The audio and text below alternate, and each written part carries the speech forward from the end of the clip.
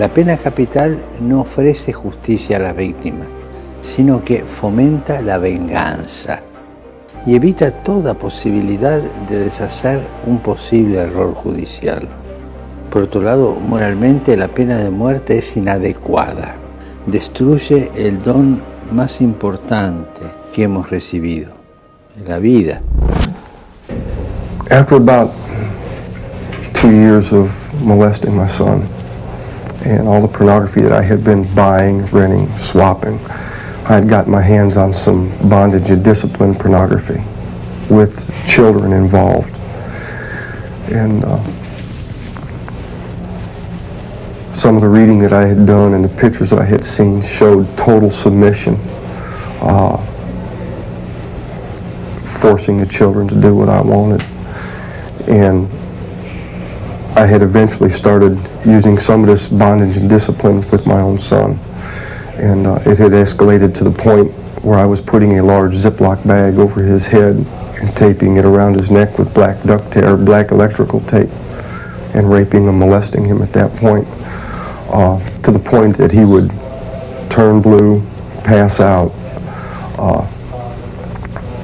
At that point, I would rip the bag off his head, not for fear of hurting him, but because of the excitement. I was extremely aroused by inflicting pain. And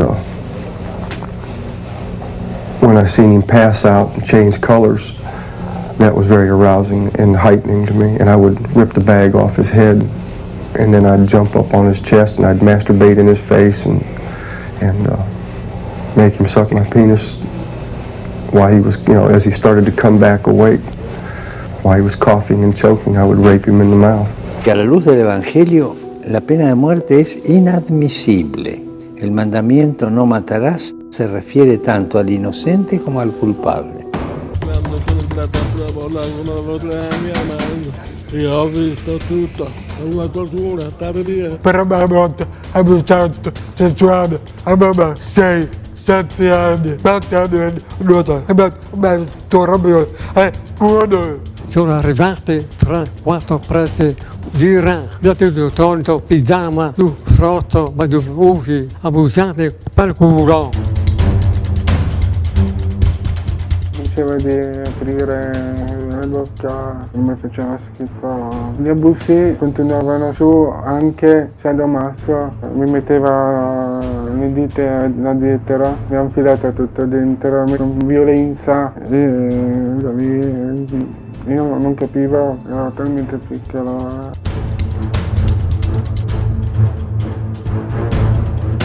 Non ho mai urlato, essendo sordo non riuscivo neanche a parlare.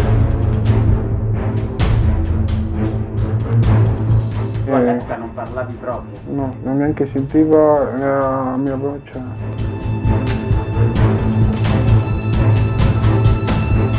Chi ha abusato di te, di quelli che sono ancora in vita? Sono piccoli, quel prete sono piccoli, è terribile.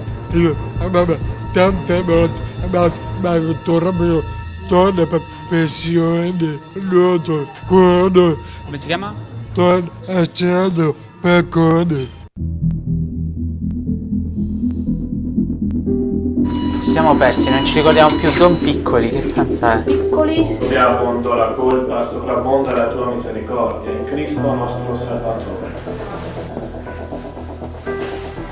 Avanti! Chi è che conosce questi cose? Presentatevi perché non li conosco io. Siamo suoi ex studenti dell'istituto. Sì? Sì. Ex studenti? Ex. Sì, sì, sì. A Verona si parla spesso dei scandali nel Provolo, quindi a me faceva piacere capire se erano vere queste voci. Passati. Quelle cose che dicono l'associazione dei sordi, sono vere? Cose, c'è molto di vero, ma siccome sono corrotti loro... Chi? I sadomuti. Sì. Sono tutti corrotti, hanno interesse in ingrandire. Non sono vere queste C'era storie? veri, sì. Anche sesso con i bambini, masturbazione. Sì, era prima un assistente di Baccacari, che dopo o vai in America o vai a torni a casa, no? E lui ha preferito tornare a casa. E dopo c'era quel fratello lì, che si chiama Urso Sergio, no? Che faceva sport con i ragazzi saluti, dentro la Cardiasi eccetera, no? chiudete la porta, la chiave, eccetera. Allora ci metti che la presidente andava a vedere. Che andava a vedere? Perché andava a vedere? Che faceva? Perché visitava lui e dopo Visitava? visitava dopo era camera, eccetera. Ah, allungava le mani? Beh, anche, prendeva anche il membro maschile, tutto quanto. Si toccavano, si masturbavano, eccetera, dai. Era debole, caro, di fare.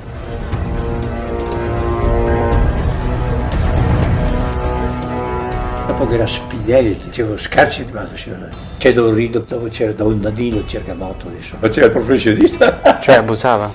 Capito? Se struccava era, per strucca diventa duro, non sai come era la cosa, dai. Quindi era una cosa comune, frequente. Fai poco sì. Lo facevano un po' tutti i preti? Un po' tutti, sì. Sesso pure? Sì. Sesso? Sì. I preti quando si sapeva venivano allontanati poi? Porti via.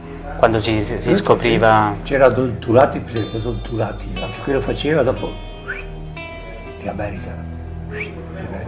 Por eso pido a todas las personas de buena voluntad que se movilicen para lograr la abolición de la pena de muerte en todo el mundo. Now, going back to the plan, you had the handcuffs and the duct tape. Yeah, so what I was going to do is I was going to, like I said, yank him in there, restrain him, and then,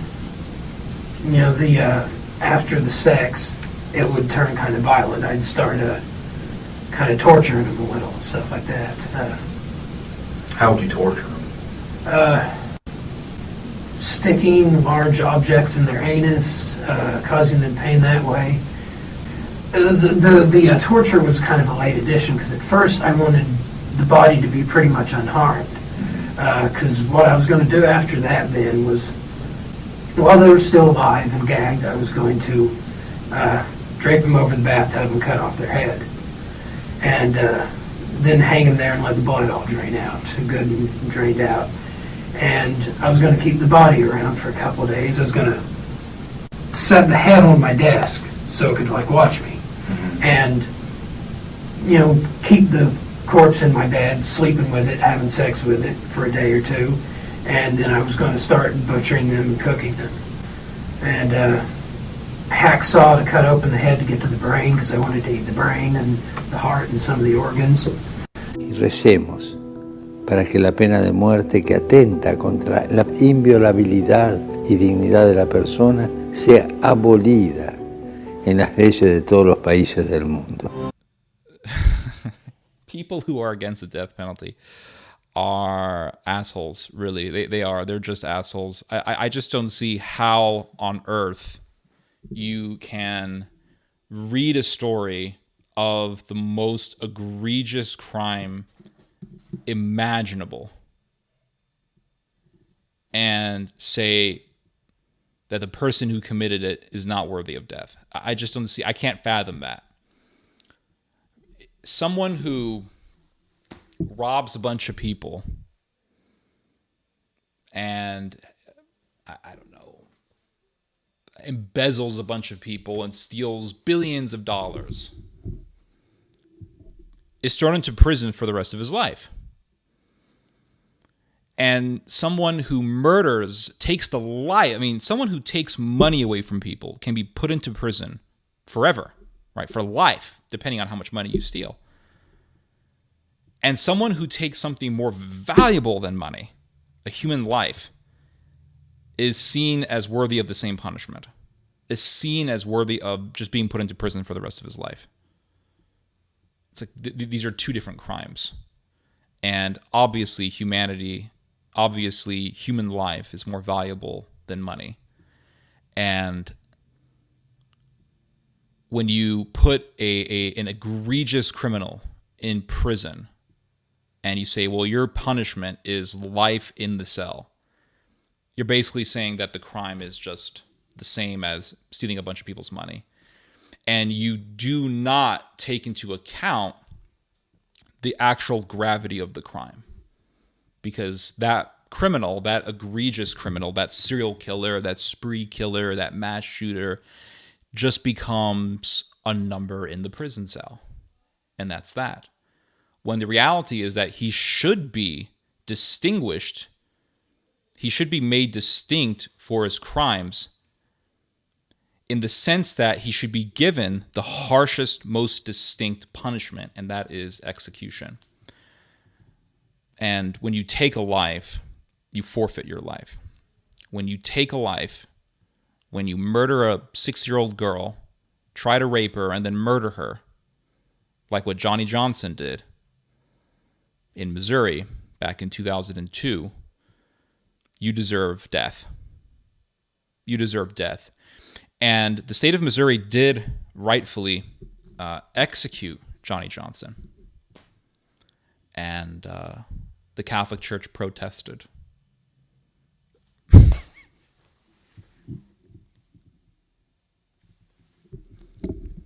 The Catholic Church protested the execution of a child rapist and murderer.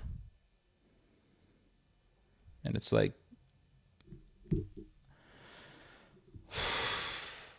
it's a very heavy subject for me because this is the very institution that at one point in time fought for justice. You know, it fought for the defense of Christians in the Middle East in the Middle Ages, albeit the Crusades went downhill, but the initial mission of the Crusades was righteous. The initial mission of protecting the Christians in Jerusalem was a righteous mission. And now they're defending child rapists and murderers. And I remember going to the authorities in the Catholic Church and saying, hey, you know, there's a priest here who's pushing for very disgusting teachings. He's pushing the homosexual agenda in the Catholic Church. And two officials for the Austin diocese had a meeting with me, and they literally asked me, what do you want us to do? That's what they asked me. They're like, okay, what do you want us to do about it? After spending about 2.5 hours explaining all these things to them and having discourse with them about this issue. And I said, well, since you asked me, I want you guys to excommunicate him. He needs to be excommunicated for teaching homosexuality. And they said, well, we only excommunicate in very grave matters. What? Yeah, we only excommunicate in very grave matters. This is not a grave matter? Apparently not, according to the Catholic Church. So some priests teaching homosexuality, no protests. A child rapist and murderer gets executed rightfully by the state. Protest from Pope Francis himself. Tell me that this church is not corrupt. Tell me that this church is not evil. It is. I don't give a damn who you listen to. Trent Horn, Tim Staples. I don't give a damn. These people will defend the institution no matter how bad the institution is. They're just water carriers for the Pope. That's what these guys are. You know, all these Catholic Answers guys. When you look at that story, and it's not just one event, it's not just one particular instance where the church defended this guy. It's like there's so many instances where the church has come to the defense of serial killers, murderers. I mean, just the worst of the worst. What else do we have here? Do you believe in God's mercy, which forgives the gravest sins of those who humble themselves even slightly in the faith? Do I believe in... You see, this is what always happens. If I say the punishment must fit the crime, right? And this is what all these people always say. Punishment must fit the crime. Punishment must be proportional to the crime. I agree. Punishment should be proportional to the crime. Punishment should fit the crime. If I steal a candy bar, I don't think I should be executed for that. But if somebody goes into a family's house and tortures and rapes the mother and the daughter for 4 hours before murdering them, only for the husband to come home from work, only to see his wife and daughter lacerated and raped and tortured and dead, I think the person who commits that crime should receive the harshest punishment, which is execution. Does that mean that And the reason people ask these questions, are you rejecting the mercy of God? And my response to that is, no. I am believing in the justice of God. So my question to you guys is, are you rejecting the justice of God? Because everyone's like, oh, the mercy of God. What about the justice of God? What about justice? What about justice? What about justice? Do you believe in God's mercy, who forgives the gravest sins of those who humble themselves even slightly in the face of God? I'm not mocking you, but this is the type of questions that I get, and it's just kind of silly. I'll be honest with you. It's kind of silly because it's silly in the sense that that's obviously not what we're talking about here. We're talking about the implementation of justice. That's it. Simple as that. It's the implementation of justice.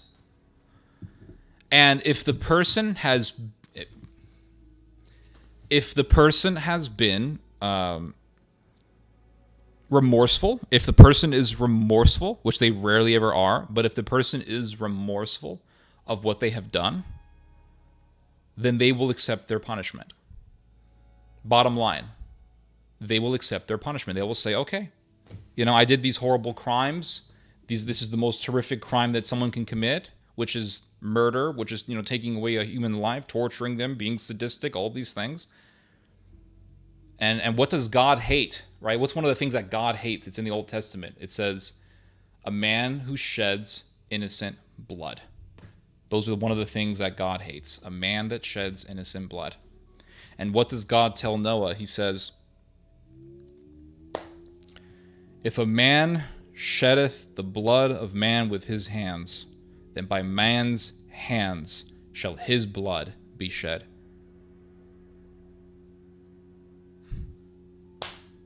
Right there before the law of Moses. It's outside of the law of Moses. It's outside of the law of Moses. It's not the law. You want to bring back the law of Moses. It's not the law of Moses. It's the law given to Noah, which in turn was given to all of humanity, because Noah is the patriarch of all humanity after the flood. So it was a rule it's a universal rule given to Noah and his 3 sons, who would later populate the whole world. It's very simple. It's not complicated, guys. It's not complicated at all. And the Pope comes out and says, well, no, forget the death penalty. No, we don't believe in that anymore. What?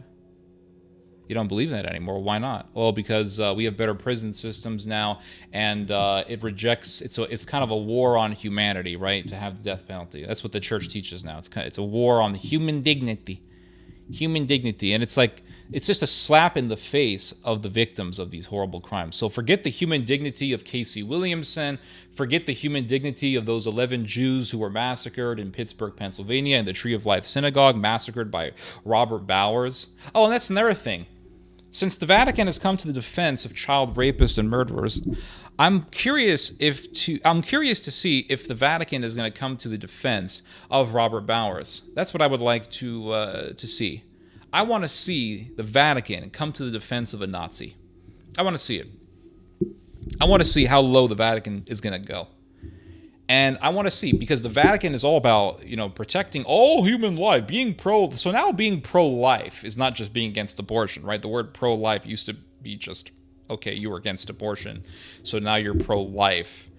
But now according to this Catholic mindset, being pro-life has now been expanded to being against the death penalty.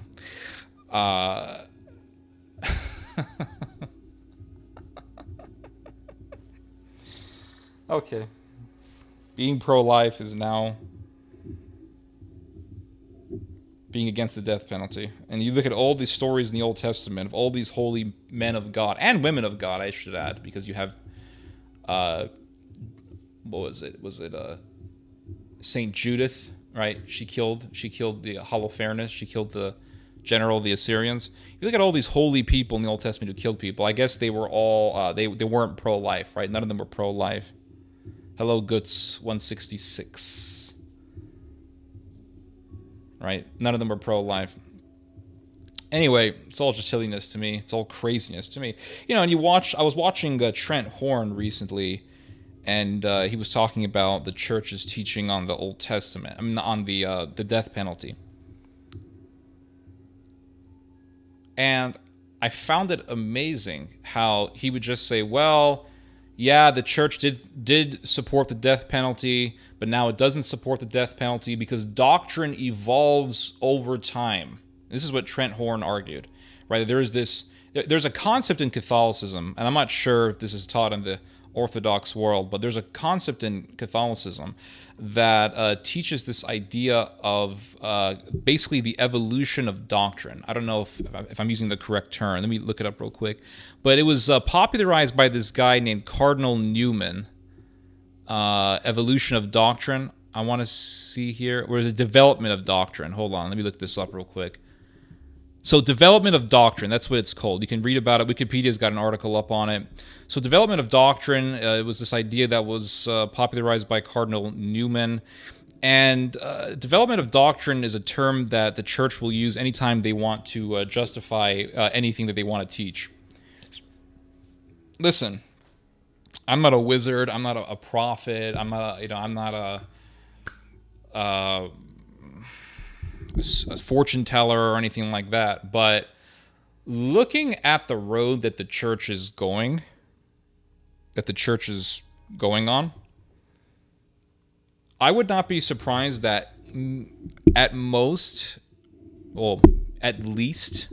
in the next 10 years, the church is just going to straight up support gay marriage, right? I totally see it happening. Deborah, that's another woman who killed people. Yeah, I guess Deborah wasn't pro-life, right? When she hit the guy in the head with a nail, when she hammered a nail into a guy's head. Or did she behead someone or I don't remember. She killed the guy. I know Deborah killed the guy. I guess she wasn't pro-life. Yeah, I'm not a fortune teller. I'm not a prophet, but looking at the road that the church is on, I would be surprised that the church doesn't accept gay marriage in the future. It's so obvious to me the path that it's going. It's so obvious to me. And I think that what will happen is the Catholic Church will say, we're not accepting gay marriage, but we're going to accept civil unions. You already heard the Pope himself support it, right? Pope Francis supports civil unions, which is gay marriage. Effectively, it's gay marriage because a civil union is a marriage. It doesn't matter if you're not married in a church. It doesn't matter if you're married in a synagogue or a mosque or a government or whatever. You're married, right? If you get married in a synagogue, you're married. If you get married in a mosque, you're married. If you get married in a Catholic church, you're married. If you get married in a Protestant church, you're married. If you get married in a non-denominational, discotheque, swinging, purple-colored evangelical church, you're married. If you get married in a government house, in a government building, you are married. Under God, you are married. That's it. So so the Pope comes out and says, I think we should have civil unions. Yeah, but he never said marriage, so that's okay. So basically, the church creates all these rules. They worship the letter of the law, and when you worship the letter of the law, you focus on all of the words, you focus on the definitions, and when you focus so much on definitions, you find loopholes. That's what tends to happen, right? You focus so much on, well, this is the word that we have to use, and as long as this word is used, it's okay, it's permissible. Just like Pope Francis saying that the death penalty is contrary to the gospel and putting it in the catechism. And then all of the water carriers for the Vatican come out and say, well, it's okay because the Vatican, the Pope never said that the death penalty is intrinsically evil. So as long as the Pope doesn't say that the death penalty is intrinsically evil, it's okay. So the Pope never said that the death penalty is intrinsically evil. The Pope simply said that the death penalty is essentially outdated. And so it's okay. It's okay. So in other words, it doesn't matter what consequences your prescription results in. What matters is the words that you use. So I don't really focus so much on the words. I mean, I do, but I read between the lines and I'm looking at the consequences. These people look at the words. So the consequences of the Vatican's anti-death penalty activism is egregious criminals being defended. So the Pope himself has said that Catholics need to work to abolish the death penalty worldwide. This is what the Pope has said.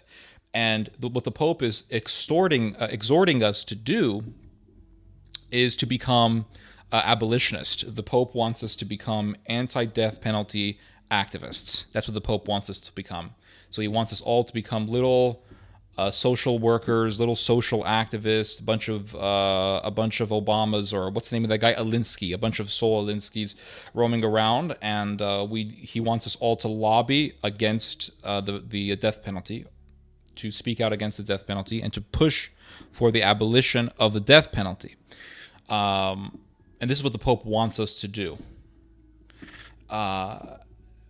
Well, that has a consequence, right? If we were all to obey the Pope in that regard and to listen to him, that would have a consequence. The consequence would be most egregious criminals escaping the punishment that they deserve and living in a government-funded hotel where they get breakfast, lunch, and dinner, and they can play softball, and they can play board games, and eat Hershey's Snicker bars and potato chips and watch TV.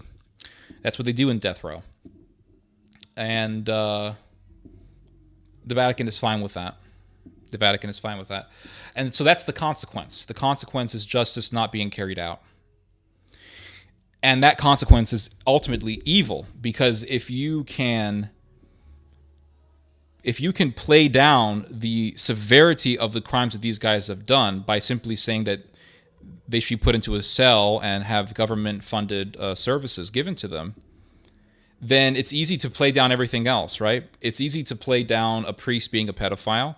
It's easy to play down a priest who's a predator. It's easy to play down anything at that point. I mean, if you can sit there and tell me that a guy who tortures a woman and her daughter for hours, rapes them repeatedly, and then murders them,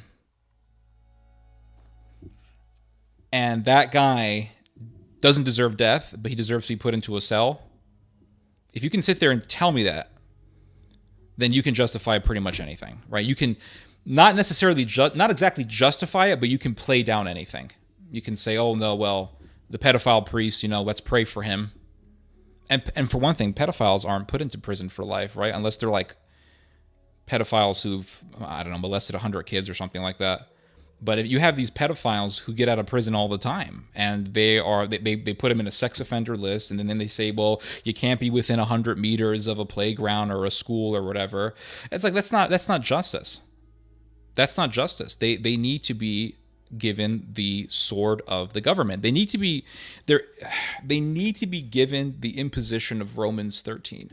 Romans 13 tells us, St. Paul in his letter to the Romans tells us that the state is the avenger. It describes the state as the avenger, and it describes the state of holding the sword, essentially the sword of justice. And a sword kills.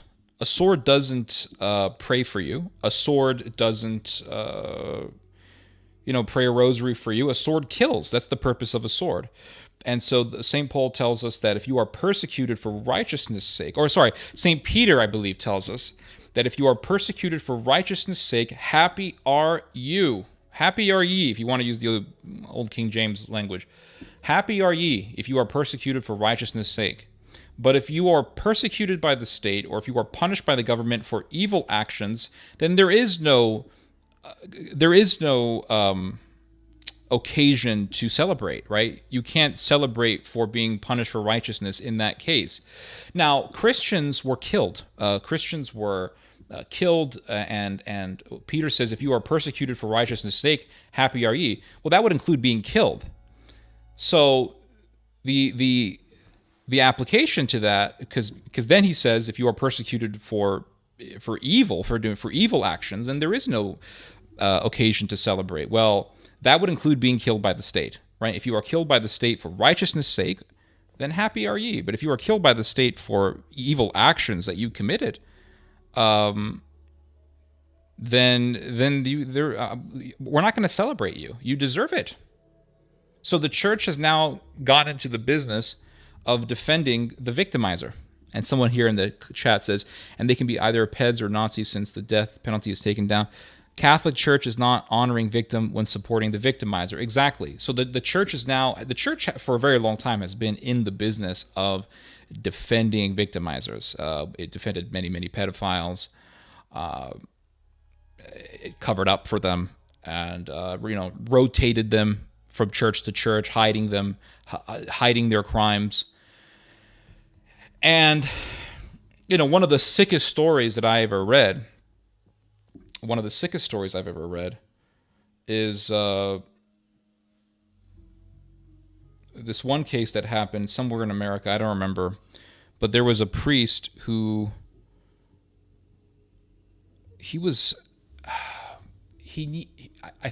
I'm not sure exactly what happened to him physically, but this nice Catholic family gave him a place to stay, right? They let this priest stay in their home. Then they were informed that this priest had actually molested dozens of children, dozens of boys. And this Catholic family told this priest, "Can you please not molest our son?" Isn't that strange? Isn't that strange that knowing you have a pedophile in your house, you beg that pedophile not to molest your son, not to molest your child, because of the religious attire and the religious title that pedophile holds? Isn't that just sick? It's sick. I mean, I can tell you right now, if my father gave refuge to a priest only to find out that he was a pedophile, I mean, my father would just not stand for it at all. My father would have physically removed him. Literally physically removed him. Like, just gotten rid of him. That's it. Called the police, tell him there's a pedophile in the house, throw his ass out. I mean, that would be it. There would be no asking. There would be no requesting. But this is a reflection of the state of the church, to the point where people have become so filled with this obeisance, with this blind obedience, with this indiscriminate obedience, indiscriminate submission, that a priest can be a total pedophile, and they will be nice with him. And they will, bad parents, yes, absolutely. And they will, make nice requests not to, please don't touch my child. It's just crazy to me. That is absolutely insane. That's like if you have terrorists in your country and you say, please don't blow up any buses. Please don't blow up any buildings. Imagine if the state of Israel told the terrorists, terrorists, please don't blow up any pizzerias. Please don't blow up any buses. Terrorists, please don't blow up any buildings. Imagine, that'd be insane. Imagine if America told all the terrorists, please don't kill people. Don't do that. That's not how you prevent crime. You prevent crime by being harsh to criminals, and then you prevent crime. And the country is not harsh to crime. We're not harsh to crime. I mean, you have people who are in prison for the most horrendous crimes ever, and they're, even if they're sentenced to death, they just appeal it until they die. Until they die from cancer or heart disease or diabetes or whatever. Most people on death row do not get executed. That's the thing. Most people on death row will not see an execution, will not be executed. Most people will just die from some natural cause. Diabetes, heart disease, cancer, old age, whatever. That's not justice. And there's even a verse in the Old Testament where it talks about the crime of not being swift to punishment. Let me see here. Hold on. Bible verse about swift justice. I'm trying to find the verse here. Yeah, this Ecclesiastes chapter 8. And it says here in the Bible, when a sentence against a crime isn't carried out quickly, this is in the Bible. They're going to deny this, right? They're going to say, well, we don't follow that anymore. We follow Pope. We follow the Pope Francis, okay? We follow the cardinal who covered up for a pedophile. Great. When a sentence against a crime isn't carried out quickly, people are encouraged to commit crimes. I mean, it's right there in the Bible. Like, it's right there. I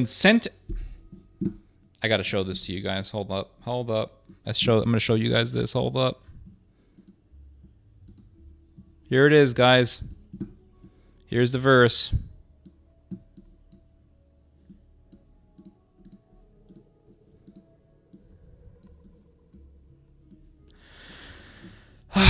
Right here, guys. When a sentence against a crime isn't carried out quickly, people are encouraged to commit crimes. Isn't that what's been going on in America? Oh, you can steal this much money worth in products, and you won't be given a felony charge. That's okay because you're a poor person. We have to feel sorry for you. And so what happens? People steal more.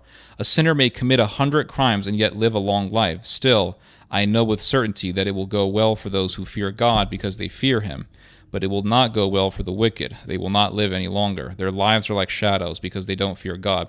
So let's go to the New Testament here. There's a verse that people love to bring up here. You see, Romans 12 talks about vengeance, right? I think it's... here it is. So Romans chapter 12, verse 17. We're having a little Bible study here, I guess. Don't take vengeance. Okay, I'll get rid of the highlights here. Don't take vengeance. Don't take revenge, dear friends. Instead, let God's anger take care of it. After all, Scripture says, I alone have the right to take revenge. I will pay back, says the Lord. So people take this verse and they're like, oh, you see, death penalty is wrong. Okay. Romans 13. Every person shall obey the government in power. No government should exist if it hadn't been established by God.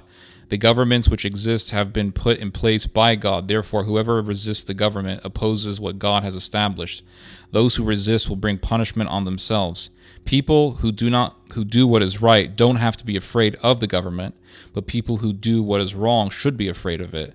Would you like to live without being afraid of the government? Do what is right, and it will praise you. The government is God's servant, working for your good. But if you do what is wrong, you should be afraid. The government has the right to carry out the death sentence. It is God's servant, an avenger, to execute God's anger on everyone who does what is wrong. Right there. So, vengeance is mine, saith the Lord. Okay, well, it says here that the government is the avenger of God. It holds the anger of God. So what do you do with that, Mr. Abolitionist lunatic? So there you have it, everybody. It's all nonsense. All these arguments are nonsense. The church is unbiblical. Like what the Catholic Church is doing by saying we have to oppose the death penalty. What the Pope is saying is completely unbiblical. It's anti-Bible. It's contrary to the Bible. That's literally what the Pope is doing. The rosary helped you? Oh, that's good. But the Pope is infallible. I mean, so instead of sitting here splitting hairs about what the Pope said and let's just look what the Bible says. It's very clear, right? I don't need the Vatican to tell me that homosexuality is wrong. I knew homosexuality was wrong when I was a child because my parents told me that that is wrong. I've always known that it's wrong. I read the Bible, it says it's wrong. It's wrong. I don't have to ask a priest like some tool, okay? And, it's just crazy. It's just so crazy. So do you have to go to the priest to tell you that murder is wrong? Do you have to go to the priest to tell you that homosexuality is wrong? No. You know all this stuff is wrong, right? You know all that stuff is wrong. So the Bible tells us right there that the state is the avenger of God. The state holds the vengeance. And when the state is not doing what is right, it's not observing its position correctly. It's not.